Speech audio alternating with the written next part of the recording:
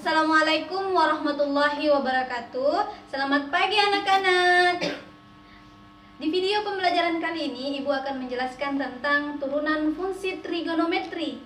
Nah, tujuan dari pembelajaran kita adalah siswa mampu memahami konsep dari turunan fungsi trigonometri. Nah, untuk lebih jelasnya simak terus video ini.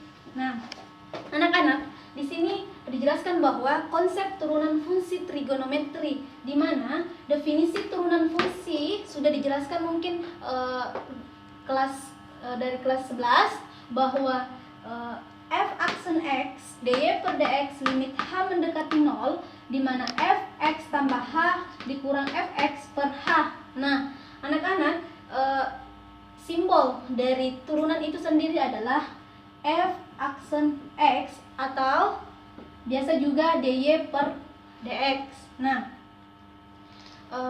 nanti Ibu akan mengirimkan foto di mana di situ nanti ada bahwa apa turunan cos, apa turunan dari sinus, apa turunan dari tangen. Nah, nanti Ibu kirimkan ya lewat foto. Kemudian di sini bagaimanakah dengan turunan dari fungsi cos x? Nah, kan sebenarnya turunan dari cos x itu adalah negatif sin x. Nah, bagaimana bisa langsung negatif sin x?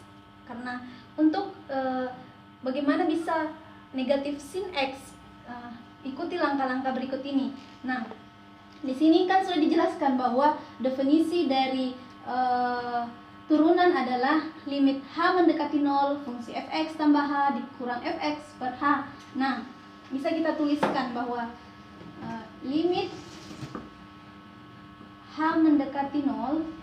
Nah, karena yang kita mau cari tahu adalah cos x, berarti nilai fungsinya adalah cos x tambah h dikurang fx itu sendiri adalah cos x per h.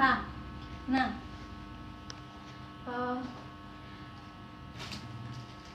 karena di sini adalah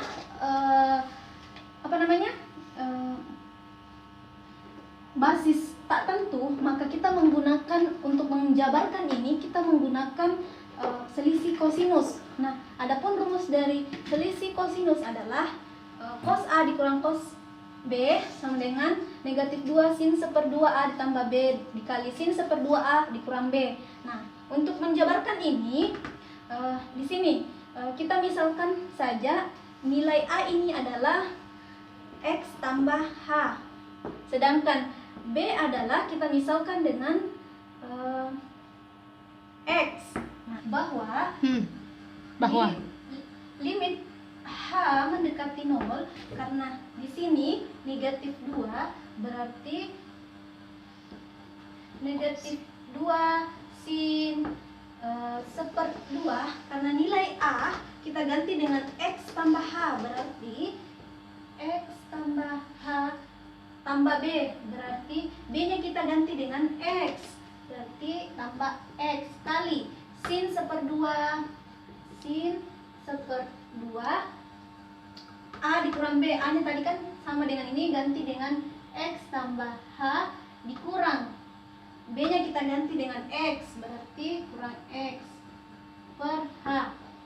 Nah, kalau seperti ini kita bisa selesaikan dulu yang di dalam kurung karena ada yang sejenis. Apa itu? Berarti limit H mendekati 0 negatif 2 sin seper 2, berarti X tambah X, berarti 2X tambah H dikali sin seper 2. Ini X dikurang X kan hasilnya 0, berarti sisa H per H. Kemudian limit H mendekati 0. Nah, di sini kita bisa lihat bahwa kalau ini dengan menggunakan teorema limit, bahwa berarti kita bisa mengambil nilai koefisiennya saja, yaitu apa? Berarti negatif 2 sin seper 2 2x tambah h dikali, berarti sisa seper 2 per 1. Kenapa 1? Karena kan di depan nilai h-nya kan ada 1. Kan dengan menggunakan teorema limit, saya ulang lagi ya, kita menggunakan teorema limit. Jadi kita koefisiennya saja, yaitu 1/2 dan 1, berarti 1/2.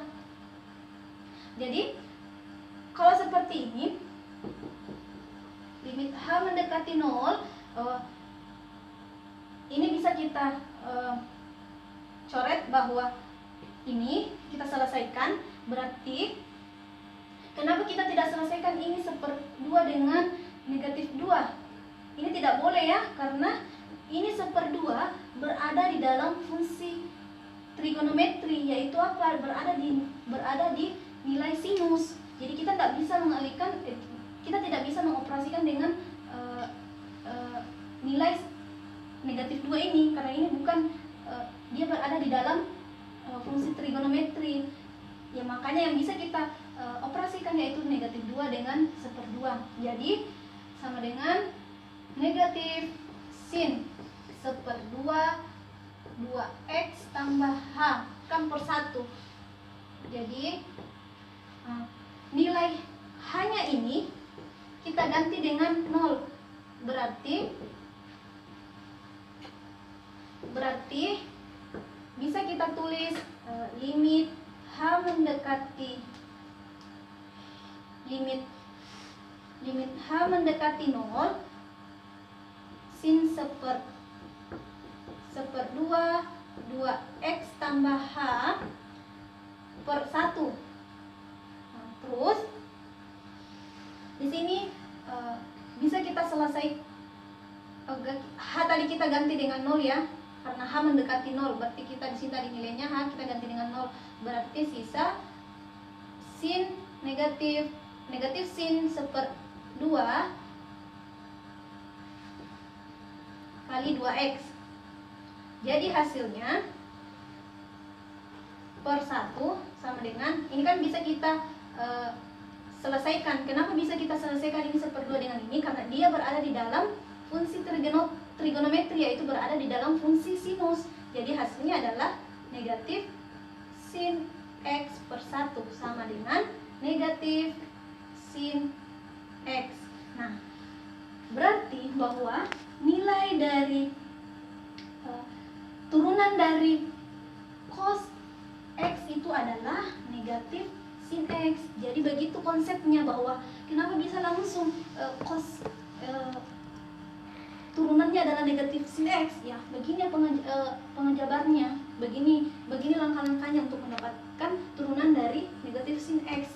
Nah, kalau di buku itu ada langsung sinus itu apa turunannya, tangan itu apa turunannya. Jadi begini langkah-langkahnya.